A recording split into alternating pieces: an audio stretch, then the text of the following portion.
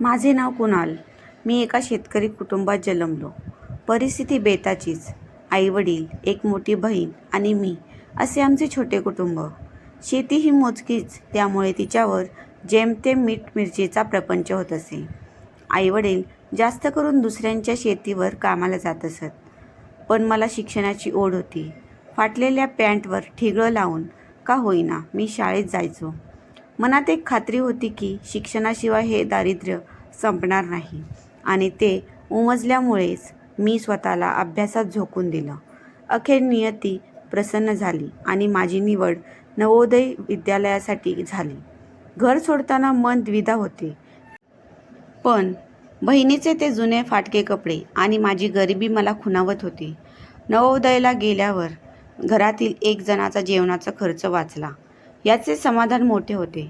सुरुवातीला मी वर्षातून 3दा घरी येत असे, पण पुढे ध्येयाने झपाटलो आणि फक्त उन्हाळ्याच्या सुट्टीतच घरी येऊ लागलो.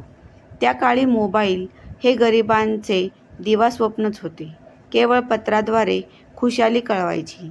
एकदा बहिणीचे पत्र आले. तिने रक्षाबंधनला येण्यासाठी खूप विनंती केली होती. लग्नाचे वय झाल्याने बहिणीचा हट्ट मी मोडू शकलो नाही. मनात विचार आला. तिला न कळवताच 2 दिवस आधीच मी गावात येऊन धडकलो. तिला झालेला आनंद पाहून माझे मन भरून आले होते. दुसऱ्या दिवशी रक्षाबंधन होते. राखीचा मुहूर्त उशिरा असल्यामुळे सोहळा उरकायला संध्याकाळचे 4 वाजले.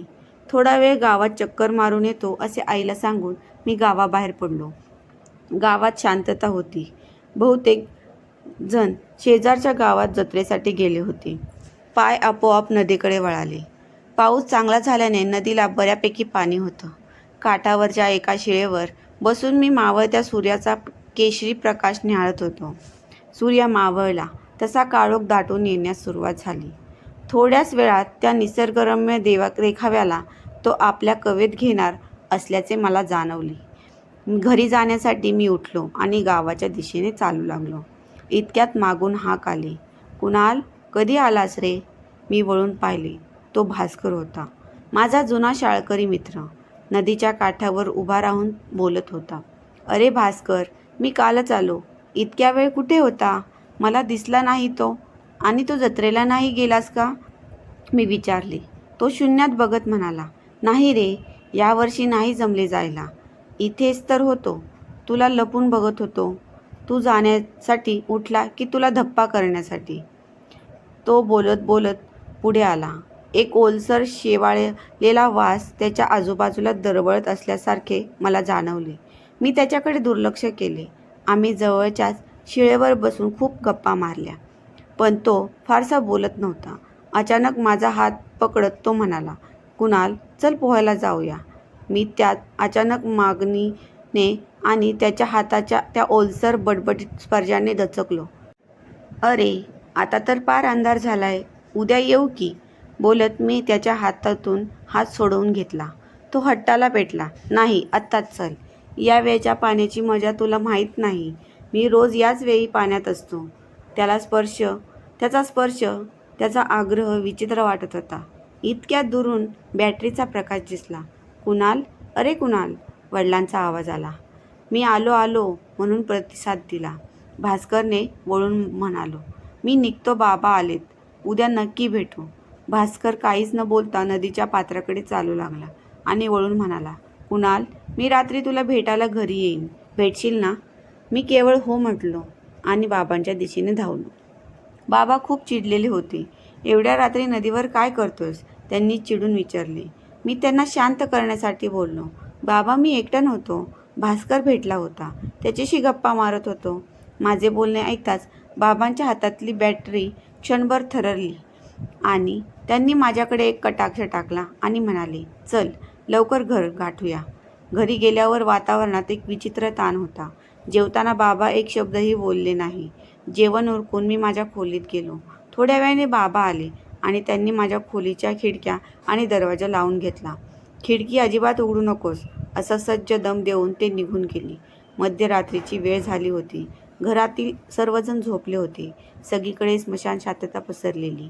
अचानक खिडकीवर टकटक असा आवाज झाला. मी खिडकीकडे बघितले. कोणीतरी बाहेरून खिडकी हलवत होते.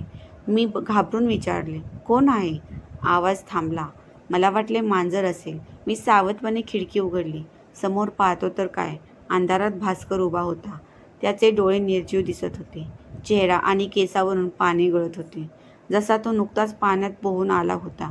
तो म्हणाला, "कुणाल, बाहेर ये ना. मला तुला काहीतरी दाखवायचं आहे. दरवाजा उघड." त्याच्या बोलण्यात एक अर्जव होतं. मला त्याला निघून जा असे म्हणावेसे वाटत होते, पण नाही करू शकलो. मी त्याला मुख्य दरवाजापाशी यायला सांगितले. मी हॉलमध्ये आलो आणि दरवाजाची कडी काढणार तोच मला जाणवले की दरवाजाला तर आतून मोठे कुलूप लावले होते. दरवाजावर टकटक करत बाहेर उभ्या भास्करने लवकर दरवाजा उघडण्याची विनंती केली. मी त्याला आतून लावलेल्या कुलूपविषयी सांगत मी यावेळी बाहेर येण्यास असमर्थ असल्याचे सांगितले. माझ्या त्या नकाराबरोबरच बाहेर काहीतरी बदलले. भास्करचा आवाज आता बदलला होता. तो आता विनंती करत नव्हता, तर ओरडत होता.